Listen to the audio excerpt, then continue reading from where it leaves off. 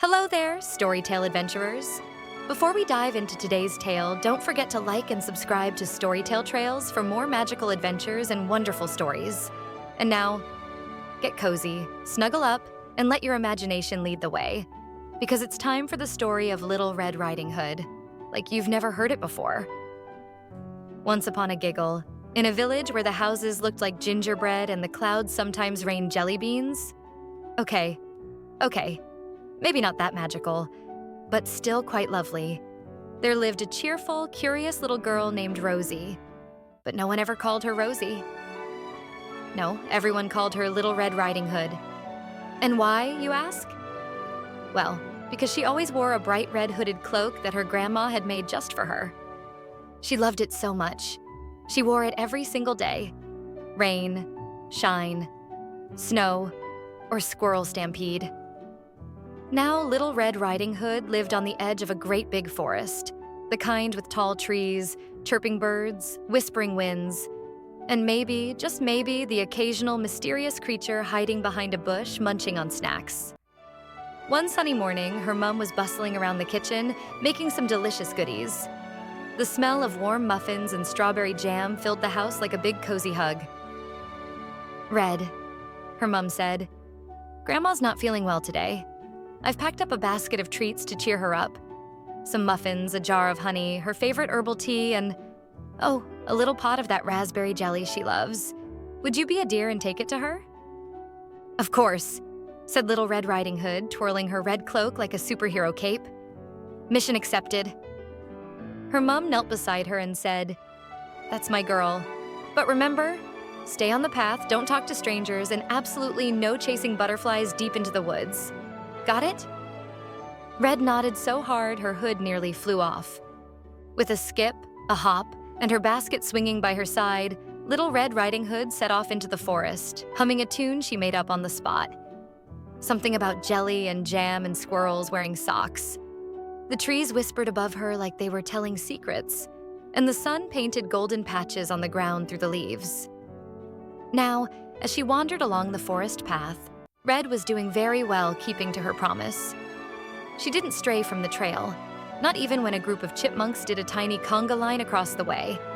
But just as she passed a particularly tall oak tree, she heard a voice. Well, what do we have here? A little red jelly bean wandering all alone?" Red blinked and looked around. Sitting on a mossy rock was a creature with the fluffiest fur, the biggest paws, and the most mischievous grin you ever did see. It was the wolf, but not a scary, drooly, growly wolf. This wolf wore round spectacles, a checkered bow tie, and was holding a tiny cup of tea. I'm not a jelly bean," said Red, a little puzzled but not scared. "I'm Little Red Riding Hood." "Ah, of course you are," said the wolf, slurping his tea. "Going somewhere delightful, perhaps? A bakery? A picnic? A jelly bean jumping competition?" "I'm going to my grandma's house," said Red proudly. "She's feeling poorly, and I'm bringing her some tasty treats." The wolf's eyes gleamed behind his glasses. "How sweet. A little basket of kindness. Might I ask, where exactly is your dear granny's cottage?" Red paused. "Well, just down the path, past the tall pine trees, and near the hill that looks like a giant sleeping turtle. But my mom says I'm not supposed to talk to strangers." "Stranger?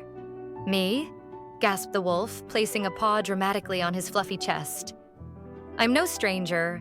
I'm, Professor Howlington, nature explorer and part-time cloud watcher.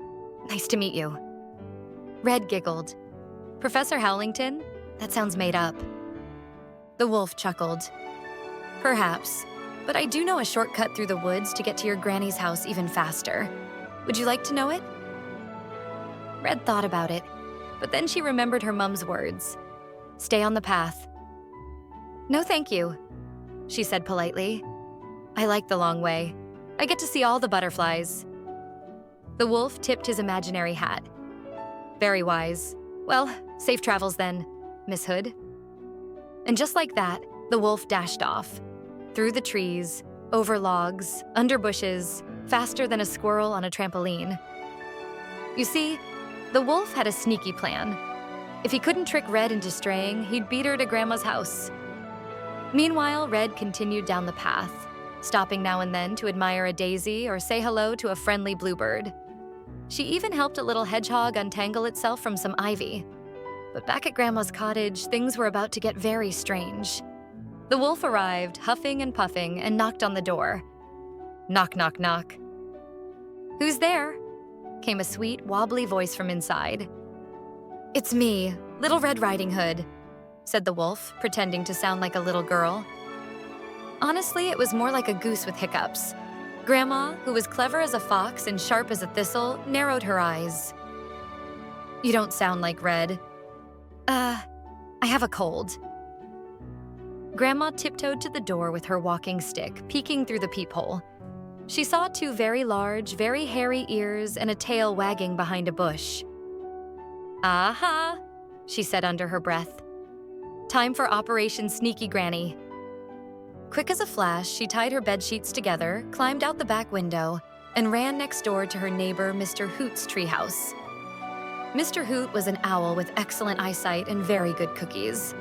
Back at the cottage, the wolf pushed open the door and tiptoed inside. "Granny?" he called out, looking around. "Granny, are you home?" "Oh well, guess I'll just wait here." He wriggled into the bed, put on one of Grandma's nightcaps, and fluffed the pillows. "This disguise is foolproof," he snickered. "She'll never know it's me." Just then, Red arrived, her basket swinging and her cloak fluttering in the breeze. She knocked on the door with a cheerful rap. "Granny, it's me, Little Red Riding Hood." "Come in, dear," said the wolf, putting on his best old lady voice, which honestly sounded like a goat trying to sing opera. Red stepped in and blinked. Something was off. "Granny, you're looking very fuzzy today." Just haven't shaved," said the wolf. "And your voice sounds a bit rumbly." "Too much raspberry tea." Red tilted her head. "Granny, what big ears you have." "The better to hear your lovely stories, my dear." "And what big eyes you have." "The better to see your beautiful face." "And what big teeth you have." "The better to, oh." Suddenly, the wolf threw off the blanket and leapt up. "The better to eat these muffins with," he shouted, grabbing the basket. "Wait, what?" cried Red. But instead of being scary, the wolf was munching muffins like a puppy at a pancake party. Raspberry jelly. Oh my stars, these are delicious," the wolf said, his mouth full. Red stared at him. "You were pretending to be my grandma? For muffins?"